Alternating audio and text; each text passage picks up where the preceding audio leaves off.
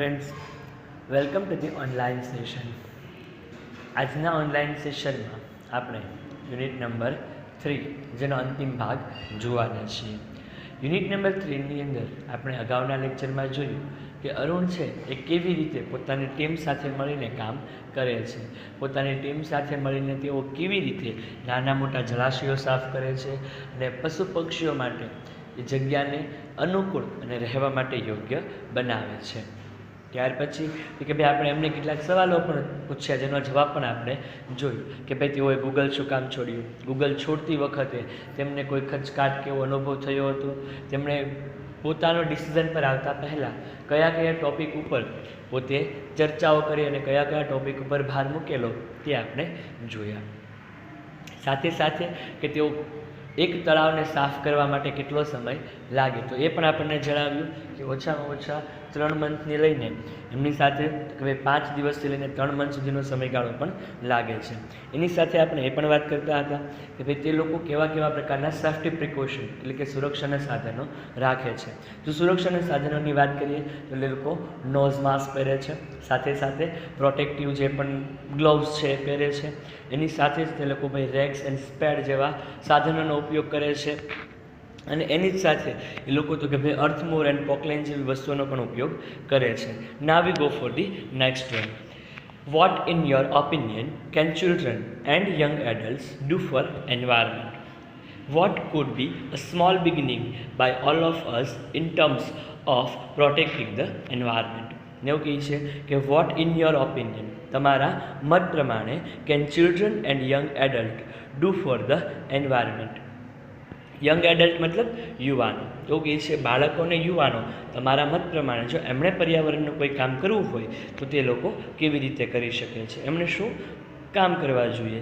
And then after, what could be a small beginning by all of us in terms of protecting the environment? અને એવું કહે છે કે what could be a small beginning. Small બિગિનિંગનો મતલબ થાય નાનકડી એવી શરૂઆત. એવું કહે છે કે what could be a small beginning by all of us, અમારામાંથી બધા વ્યક્તિઓ માટે, in terms of protecting the environment, પર્યાવરણની સુરક્ષા માટે નાનકડી એવી શરૂઆત કઈ રીતે હોઈ શકે? કારણ કે અમે બહુ સામાન્ય વ્યક્તિઓ છીએ અને જો એમણે પર્યાવરણના રક્ષણ માટે કોઈ કામ કરવું હોય તો એક નાનકડી એવી શરૂઆત કેવી રીતે કરી શકે? કારણ કે શરૂઆત હંમેશા નાનેથી જ થાય. ધેન આફ્ટર એ વાત ધીમે ધીમે મોટી બનતી જાય, પણ શરૂઆત કરવી હોય તો કેવી રીતે કરી શકાય? તેઓ કહે છે ફર્સ્ટલી, સૌ પ્રથમ, we should all stop throwing a trash outside our homes. થ્રાશનો મતલબ થાય કચરો. તો શું કહે છે? ફર્સ્ટલી, સૌ પ્રથમ તો we should all stop, આપણે બધાએ બંધ કરી દેવું જોઈએ. શું? તો થ્રોવિંગ થ્રાશ આઉટસાઇડ અવર હોમ્સ, આપણા ઘરની બહાર. થ્રાશ એટલે કે કચરો, આપણા ઘરની બહાર કચરો ફેંકવાનું આપણે સૌથી પહેલાં તો બંધ કરી દેવું જોઈએ. નેક્સ્ટ, ત્યાર પછી તો કે we should reduce the amount of a trash we generate. પહેલું પગથિયું આપણા માટે શું રહેશે? તો એવું કહે છે કે પહેલું પગથિયું એ રહેશે કે આપણે જે કચરો ફેંકીએ છીએ એ ઘરની બહાર ફેંકવાનું બંધ કરવું પડશે. અને બીજું કે we should reduce the amount of trash we generate, આપણે શું કરવું પડશે? રિડ્યુસ એટલે ઘટાડવું પડશે. અમાઉન્ટ ઓફ થ્રાશ એટલે અમાઉન્ટ એટલે પ્રમાણ અને થ્રાશ એટલે કચરો. તો શું કહે છે કે પહેલું પગથિયું કે આપણે જે પણ કચરો ઉત્પન્ન કરીએ છીએ તે ઘટાડવો પડશે અને બીજું કે ભાઈ આપણે એને બહાર ફેંકવાનું બંધ કરવું જોઈશે. આ બે બાબતનું આપણે સૌથી વધારે ધ્યાન રાખવું પડશે. આપણા ઘરની અંદરથી જે પણ કચરો નીકળે છે એ આપણે બને એટલો ઓછો કાઢવો જોઈએ. એનો મતલબ શું થાય? તો કે ભાઈ આપણા ઘરની અંદર જે કાંઈ વસ્તુઓ આપણે કચરા તરીકે બહાર ફેંકી દઈએ છીએ, જો શક્ય હોય તો એમનો ફરી પાછો રીયુઝ કરવો જોઈએ. જેટલી વખત શક્ય હોય એટલી વખત એનો રીયુઝ કરવો જોઈએ, જેથી કરીને જે કચરાનું પ્રમાણ છે એને ઘટાડી શકાય. હવે શું કહે છે કે આપણા ઘરેથી કેવા પ્રકારનો કચરો નીકળે છે તો એનું એ ઉદાહરણ આપે છે. જેમ કે straw, tissue, wrappers, batteries, fast food junk, all this end up in a lakes. આ બધી વસ્તુ આપણે શું કરીએ છીએ? એન્ડ અપ, ઠાલવીએ છીએ. ક્યાં ઠાલવીએ છીએ? લેક એટલે કે તળાવની અંદર ઠાલવીએ છીએ. શું કહે છે કે આપણા ઘરેથી જનરેટ ઉત્પન્ન થાય છે, જેમ કે સ્ટ્રો, આપણે કોઈ પણ કોલ્ડ ડ્રિંક સાથે સ્ટ્રો આતે હોય તો એને ફેંકી ન દેવી જોઈએ. જેટલી વખત શક્ય હોય એટલી વખત સ્ટ્રોનો ઉપયોગ કરી શકાય છે. ટિશ્યુ પેપરની વાત કરીએ છીએ, રેપર એટલે કોઈ પણ વસ્તુના પેકિંગ, કાગળિયા. ત્યાર પછી બેટરીઝ એટલે કે નાના મોટા સેલ છે. ત્યાર પછી ફાસ્ટ ફૂડ જંક એટલે કે આપણે જે પણ કંઈ ફાસ્ટ ફૂડ મંગાવીએ છીએ એના દ્વારા ઉત્પન્ન થતો જે કંઈ કચરો છે, આ બધી વસ્તુ આપણે ક્યાં ઠાલવીએ છીએ? તળાવની અંદર. And they come from our house. અને આ બધી વસ્તુ ક્યાંથી આવે છે?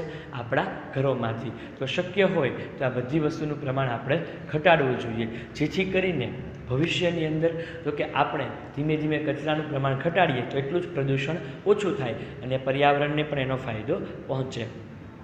And if we can reduce the amount of garbage at home. અને શું કહે છે કે જો we can reduce the amount of garbage at home, આપણે ઘરની અંદર જો આ કચરાનું પ્રમાણ ઘટાડી શકતા હોઈએ, if we can dispose all the garbage safely. શું કહે છે? એક તો આપણે જો ઘરની અંદર જે પણ આપણે કંઈ કચરો ઉત્પન્ન કરીએ છીએ એનું પ્રમાણ ઘટાડી શકતા હોઈએ, અને બીજું if we can dispose all garbage safely, અને આ બધા કચરાઓને આપણે સેફલી સુરક્ષિત રીતે જો એનો નિકાલ કરી શકતા હોઈએ, that it self a great deal. તો આ સૌથી મોટો ફાળો થશે. જે પણ આપણે કચરો, જેમ ઉદાહરણ તરીકે વાત કરીએ કે આપણા ઘરમાંથી નીકળતો લીલો કચરો છે, જેમ કે શાકભાજીનો કચરો આ તે નીકળે છે, અથવા તો કોઈ અઠવાડ કે આવું નીકળે છે, તો એનો આપણે નિકાલ એવી રીતે કરવો જોઈએ કે જેથી બાહ્ય વાતાવરણમાં પ્રદૂષણ ન ફેલાય. જેમ કે આ દરેક કચરો છે એને જમીનમાં દાટીને એમાંથી ખાતર બનાવવું જોઈએ. તો આ એમનો એક ઉપયોગ થઈ ગયો, અને સાથે સાથે પર્યાવરણને નુકસાન નહીં, ઉલટાનું પર્યાવરણને એ ખાતરથી ફાયદો થશે કે જમીન એનાથી ફળદ્રુપ બનશે. તો આ એક પદ્ધતિ થઈ. એવી રીતે જેટલો પણ કચરો એવો છે કે જે જમીનની અંદર સડી શકે એમ છે, કોહવાઈ શકે એમ છે, તો આવા કચરાને એકત્રિત કરીને આ રીતનું ખાતર બનાવવું જોઈએ. આ એના નિકાલની એક વ્યવસ્થા થઈ. એટલે એવું કહે છે કે આપણે આ કચરાને સુરક્ષિત રીતે જો નિકાલ કરી શકતા હોઈએ તો it self is a great deal. આ સૌથી સારામાં સારો, મહત્વનો અને મોટો ફાળો કહી શકાય. Every student is welcome to volunteer with us in helping the environment. અને શું કહે છે કે એવરી સ્ટુડન્ટ, દરેક વિદ્યાર્થી, ઇઝ વેલકમ, દરેક વિદ્યાર્થીનું સ્વાગત છે, ટુ વોલિયન્ટર કે જે સ્વયંસેવકો બનવા માંગે છે, વિથ અસ અમારી સાથે, ઇન હેલ્પિંગ ધ એન્વાયરમેન્ટ પર્યાવરણને મદદ કરવામાં, જે પણ અમારી સાથે જોડાવા માંગે છે, પર્યાવરણને મદદ કરવામાં અમારી સાથે સહકાર આપવા માંગે છે, એ દરેકનું સ્વાગત છે. અમે એ દરેક વ્યક્તિને આવકારીએ છીએ. ત્યાર પછી સવાલ પૂછે છે કે how much time do school going children need to devote in say a week for an environmental causes. અને શું કહે છે કે હાઉ મચ ટાઈમ, કેટલો સમય, ડુ સ્કૂલ ગોઈંગ ચિલ્ડ્રન, શાળાએ જતા બાળકોએ નીડ ટુ ડિવોટ, આપવાની જરૂરિયાત પડશે. તમે એવું કહો છો કે દરેક વ્યક્તિને અમે અહીંયા આવકારીએ છીએ, દરેક વ્યક્તિનું અહીંયા સ્વાગત છે. તો શાળાએ જતા બાળકોએ અહીં અંદર જે તમારા આંદોલનમાં જોડાય અથવા તમારા જે કાર્યક્રમ છે એની અંદર જોડાય, તમારા એનજીઓમાં જોડાય, તો શાળાએ જતા બાળકે કેટલો સમય આપવો પડશે? In say a week for an environment cause, અઠવાડિયાની અંદર પર્યાવરણના કારણોસર, એટલે પર્યાવરણના કામમાં એ વ્યક્તિએ કેટલો સમય આપવો પડશે? 4 hours વીકેન્ડ. વીકેન્ડનો મતલબ શું થાય? અઠવાડિયાના અંતે. વીકેન્ડ એટલે અઠવાડિયાના અંતે. 4 hours એટલે કે 4 કલાક. અઠવાડિયાના અંતે કેટલો સમય આપવો પડશે? 4 કલાક જેટલો. And that is 2 hours on Sunday and 2 hours on Saturday. શું કહે છે કે 2 hours on Sunday, 2 કલાક રવિવારના દિવસે, એન્ડ 2 hours on Saturday, અને 2 કલાક શનિવારના દિવસે. એટલે વીકેન્ડના અંતે 4 કલાક થઈ ગયા. શું કહે છે કે 2 કલાક શનિવારના અને 2 કલાક રવિવારના, એટલે અઠવાડિયાના અંતે 4 દિવસ થઈ જાય.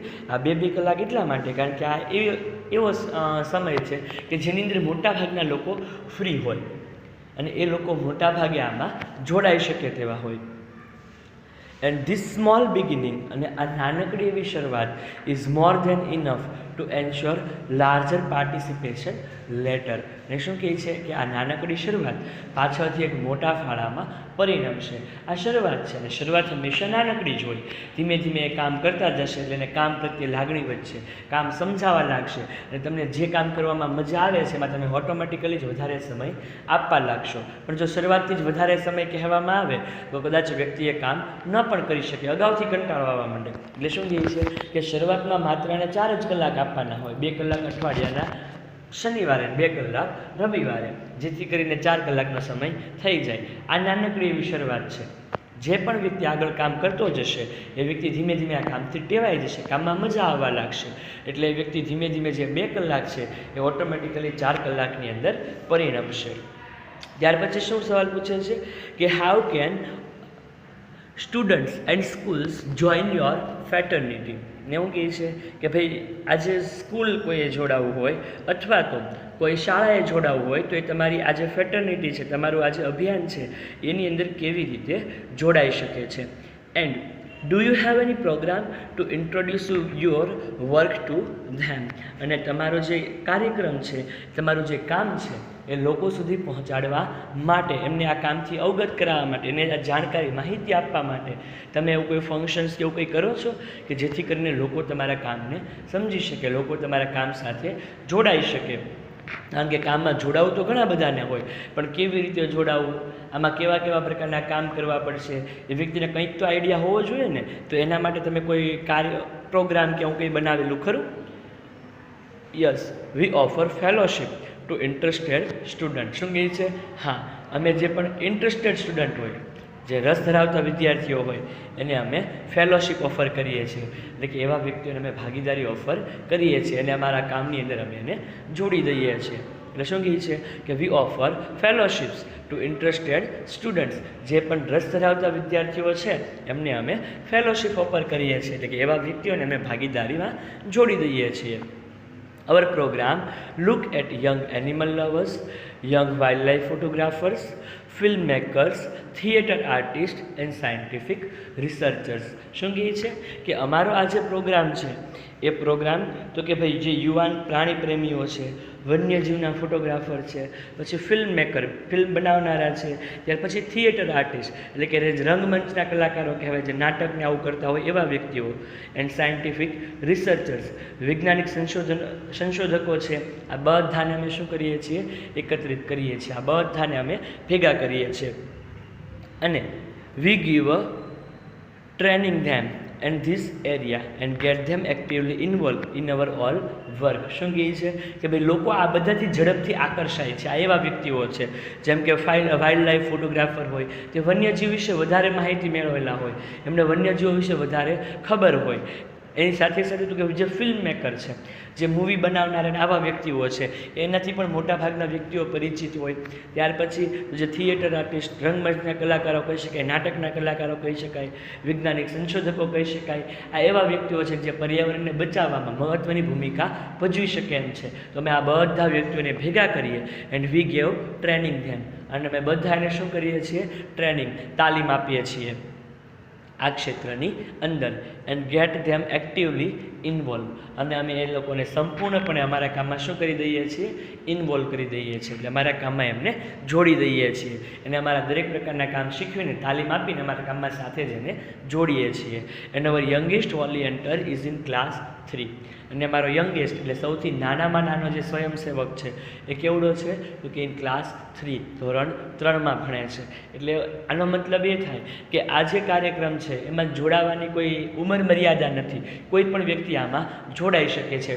નાના બાળકો હોય તો પણ ભલે અને મોટા વડીલો હોય તો પણ ભલે. દરેક વ્યક્તિને પોતાની ક્ષમતા પ્રમાણે કામ સોંપવામાં આવે છે. કોઈ નાના વ્યક્તિ હોય તો એને છોડ રોપવાનું, છોડને પાણી પાવાનું, એનું ધ્યાન રાખવાનું, એની માવજત કરવાનું કામ સોંપાય. એમ જેવા જેવા વ્યક્તિ હોય એ પ્રમાણેના એને કામ સોંપાય છે, જેથી કરીને એ લોકો પણ પર્યાવરણને બચાવવામાં પોતાનો ફાળો આપી શકે. તો ફ્રેન્ડ્સ, આ યુનિટમાંથી આપણને એ જ શીખવા મળે છે કે આપણાથી પણ શક્ય હોય એટલું આપણે પર્યાવરણને બચાવવામાં ફાળો આપવો જોઈએ, જેથી કરીને આવનારી જનરેશનને તો એનો લાભ મળે જ, પણ સાથે સાથે આપણને પણ એનો થોડો ઘણો લાભ મળે. અને આપણે જે પ્રદૂષણને લીધે જે પણ કોઈ સમસ્યાનો સામનો કરી રહ્યા છીએ એ સમસ્યામાંથી આપણને કાયમી ઉકેલ મળી શકે, એમાંથી આપણે કાયમી ધોરણે બહાર આવી શકીએ. હવે ફ્રેન્ડ્સ, આપણે જે આ સવાલ જવાબ છે C4 એક્સરસાઇઝના એ આપણે સોલ્વ કરવાના છીએ. બરાબર? તો C4ના સવાલ જવાબ જોઈએ. પહેલો સવાલ છે, which organization did Arun found at the age of 17? એટલે શું કહે છે કે અરુણ 17 વર્ષની ઉંમરે વિચ ઓર્ગેનાઇઝેશન એટલે કે કઈ સંસ્થાની સ્થાપના કરે છે? તો શું આવે જવાબ? EFI એટલે કે એન્વાયરમેન્ટલિસ્ટ ફાઉન્ડેશન ઓફ India. તો જવાબ શું લખીશું? તો Arun founded the environmentalist foundation of India at the age of 17. બરાબર, અરુણ 17 વર્ષની ઉંમરે એન્વાયરમેન્ટલિસ્ટ ફાઉન્ડેશન ઓફ ઇન્ડિયાની સ્થાપના કરે છે. બીજો સવાલ, what were Arun's parents like? શું કહે છે? What were Arun's parents like? અરુણના માતા પિતાને શું ગમે છે? તો શું આવશે? તો કે Arun's parents were very supportive and understood that he was interested in environment. શું કહે છે કે ભાઈ અરુણના માતા પિતા ખૂબ જ સપોર્ટિવ છે અને સાથે સાથે તેઓ સમજદાર પણ છે.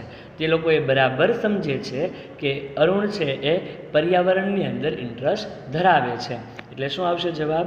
તો Arun's parents were very supportive and understood that he was interested in environment. Clear? Now go for the third question. શું છે ત્રીજો સવાલ? What according to Arun should we ensure? શું કહે છે? અકોર્ડિંગ એટલે ના પ્રમાણે. તો કોના પ્રમાણે? અરુણ. તો અરુણના મત પ્રમાણે તે લોકો શું એન્શ્યોર એટલે કે શેની ખાતરી કરે છે? તો અકોર્ડિંગ ટુ અરુણ, અરુણના પ્રમાણે we should ensure that lakes and water bodies are free of garbage so that birds and animals can live in peace. શું કહે છે કે અરુણના મત પ્રમાણે અમે એન્શ્યોર એ વાતની ખાતરી કરી લઈએ છીએ ધેટ કે લેક્સ એન્ડ વોટર બોડીઝ એટલે કે તળાવ અને જળાશયો ફ્રી ઓફ ગાર્બેજ કચરા મુક્ત થઈ ગયા હોય. સો ધેટ જેથી કરીને birds and animal can live in peace જેથી કરીને પક્ષીઓ અને પ્રાણીઓ શાંતિથી પોતાનું જીવન જીવી શકે. Now we go for the fourth question. What did Arun and his team do to protect themselves for dust? શું કહે છે કે what did Arun and his team do? Arun અને એમની ટીમ ડુ એટલે કે શું એવું કરે છે? ટુ પ્રોટેક્ટ ધેમસેલ્સ પોતાની જાતનું રક્ષણ કરવા માટે ફ્રોમ ડસ્ટ એટલે કે ધૂળથી. બરાબર છે, ધૂળથી પ્રદૂષણથી તે લોકો પોતાનું રક્ષણ કરવા માટે શું કરે છે તે લોકો? તો જોઈએ શું કરે છે. તો કે Arun and his team wear nose mask and sanitary gloves to protect themselves from dust. શું કહે છે કે અરુણ અને એની ટીમ નોઝ માસ્ક એટલે કે નાક પર મતલબ મોઢા પર માસ્ક પહેરે છે એન્ડ સેનેટરી ગ્લોવ્સ હાથમાં પગમાં એ લોકો ગ્લોવ્સ એટલે કે મોજા પહેરી લે છે એવા. To protect themselves from a dust જેથી કરીને ધૂળથી એ પોતાનું રક્ષણ કરી શકે. કારણ કે આવા કામમાં એ લોકો જ્યાં ને ત્યાં રખડતા હોય તો ધૂળને હાથે વધારે પડતી ઉડવાથી શ્વાસની તકલીફ થઈ શકે છે અથવા નોર્મલી ધૂળને હાથે ઉડતું હોય તો શરદી ઉધરસ થઈ શકે છે. એટલે ધૂળથી પણ પોતાની જાતનું રક્ષણ કરવું અત્યંત જરૂરી છે. એટલા માટે તે લોકો નોઝ માસ્ક અને પ્રોટેક્ટિવ ગ્લોવ્સ પહેરે છે. બરાબર. Now go for the fifth question. How much time should school going children devote for environmental cause? શું કહે છે કે પર્યાવરણના કામ માટે શાળાએ જતા બાળકે કેટલો સમય આપવો પડે? અગાઉ આપણે હજુ લાસ્ટ પેરેગ્રાફમાં જોયા ને કોઈ વિદ્યાર્થી હોય તો એમણે જો પર્યાવરણનું કામ કરવું હોય તો એના માટે કેટલો સમય આપવો પડે? તો શું આવે? તો school going children should devote 4 hours at weekend, 2 hours on Sunday and 2 hours on Saturday for an environmental cause. એટલે શું કહે છે કે ભાઈ શાળાએ જતા બાળકે ડિવોટ એટલે કે આપવા જોઈએ કેટલા? 4 કલાક વીકેન્ડ અઠવાડિયાના અંતે, 2 કલાક શનિવારે અને 2 કલાક રવિવારે. ક્લિયર? એટલે શું આવશે જવાબ? તો school going children should devote 4 hours on weekend, 2 hours on Saturday and 2 hours on Sunday for environmental cause પર્યાવરણના કામ માટે. ત્યાર પછી what hurt Arun badly and what did he decide then? શું કહે છે? what hurt Arun badly કઈ વાતથી અરુણ ખૂબ જ હર્ટ થાય છે and what did he decide then? then એટલે પછી અને ત્યાર પછી તે શું નક્કી કરે છે? તો a beautiful lake next to his house એમના ઘરની પાસે આવેલું સુંદર મજાનું તળાવ વોઝ હેવીલી પોલ્યુટેડ, તેને ખૂબ જ ગંભીર રીતે પ્રદૂષિત કરવામાં આવે છે. Leading two spread of mosquitoes, માખી મચ્છરનો ઉપદ્રવ વધે છે. એન્ડ હેડ ટર્નેડ ઇટ, અને એ ફેરવાઈ જાય છે. Into an ugly place, એ ખૂબ જ ખરાબ જગ્યામાં ફેરવાઈ જાય છે. ધીસ હર્ટ અરુણ બેડલી, કે જે આ અરુણને ખૂબ જ ખરાબ રીતે હર્ટ કરે છે. He decided to clean the lake with a couple of his friends, અને પોતાના 2-5 મિત્રો સાથે મળીને એ તળાવ સાફ કરવાનું નક્કી કરે છે. એ ફરી પાછો જોઈ લે જવાબ શું આવે. A beautiful lake next to his house was heavily polluted, leading to spread of mosquitoes, and had turned it into an ugly place. This hurt Arun badly. He decided to clean the lake with a couple of his friends. Clear? Now go for the 7th question. How did Arun's parents and teachers encourage Arun in his drive for environment? શું કહે છે? How did Arun's parents and teachers, અરુણના માતા પિતા અને શિક્ષકો એમને કેવી રીતે એન્કરેજ, પ્રોત્સાહિત કરે છે ટુ ડ્રાઈવ ફોર એન્વાયરમેન્ટ, પર્યાવરણ માટે આગળ વધવામાં? તો Arun's parents always supported him and guided him. They never stopped him from doing what he wanted. Arun's teacher taught him humility and simplicity. They taught him to keep learning all the time. તો શું કહે છે કે અરુણના માતા પિતા અને શિક્ષકોને કેવી રીતે પ્રોત્સાહિત કરે છે? તો અરુણ પેરેન્ટ્સ ઓલવેઝ સપોર્ટેડ હિમ, અરુણના માતા પિતા હંમેશા એમને સપોર્ટ કરે છે. એન્ડ ગાઈડેડ હિમ, અને એને હંમેશા માર્ગદર્શન પણ આપે છે. They never stopped him from doing what he wanted, અને જે કાંઈ પણ કરવા ઈચ્છે છે એ કરતાં એમને ક્યારેય અટકાવતા નથી. Arun's teacher taught him humility and simplicity. અરુણના શિક્ષકો એમને માનવતા અને સિમ્પ્લિસિટી, સાદાઈ શીખવે છે. They taught him to keep learning all the time, અને તેઓ તેમને હંમેશા સતત શીખતા રહેવાનું શીખવે છે. એટલે શું આવે જવાબ? તો Arun's parents always supported him and guided him. They never stopped him from doing what he wanted. Arun's teachers taught him humility and simplicity. They taught him to keep learning all the time. Now question number 8. Why does Arun believe that he is an environmentalist and not an activist? Arun એવું શા માટે માને છે કે તે કોઈ પર્યાવરણ પ્રેમી છે, તે કોઈ એક્ટિવિસ્ટ એટલે કે આંદોલનકારી કે કોઈ સામાજિક કાર્યકર નથી, એવું તે શા માટે માને છે? તો શું આવશે જવાબ? તો કે Arun keeps on learning so much from the environment and is work to protect the environment, so he believes that he is an environmentalist and not an activist. શું કહે છે કે Arun keeps on learning so much from the environment. Arun છે એ પર્યાવરણ પાસેથી ઘણું બધું શીખે છે. અને his work of two protect the environment, અને એનું કામ પણ પર્યાવરણના રક્ષણનું છે. સો તેથી હી બિલીવ્સ ધેટ, તે એવું માને છે કે હી ઇઝ એન એન્વાયરમેન્ટલિસ્ટ, તે પર્યાવરણ પ્રેમી છે. નોટ એન એક્ટિવિસ્ટ, તે કોઈ પ્રવૃત્તિકાર કે સામાજિક કાર્યકર કે આંદોલનકારી નથી. ફરીથી જોઈએ શું આવે? Arun keeps on learning so much from the environment and is work to protect the environment, so he believes that he is an environmentalist and not an activist. Clear? તો આ અહીંયા આપણા હતા 8 સવાલ જવાબ. આ પણ તમારે પાકી નોટમાં લખવાના છે, અને સાથે તમને પીડીએફમાં જે અધર હોમવર્ક આપેલું છે એ પણ તમારે પાકી નોટમાં લખવાનું છે. અને લખતા જાઓ, સાથે સાથે આ બધું મુખપાઠ પણ કરજો. જેમ C5માં આપણને 2 ટૂંક નોંધ આપેલી છે. ક્લિયર? તો એ 2 ટૂંક નોંધ પણ તમારે મોઢે કરવાની રહેશે. એટલે બધું કામ સાથે સાથે કરતા જાજો. બરાબર વિદ્યાર્થી મિત્રો? ફરી પાછા મળીશું આવતા લેક્ચરમાં એક નવા ટોપિક, નવા યુનિટ સાથે. ત્યાં સુધી આવજો.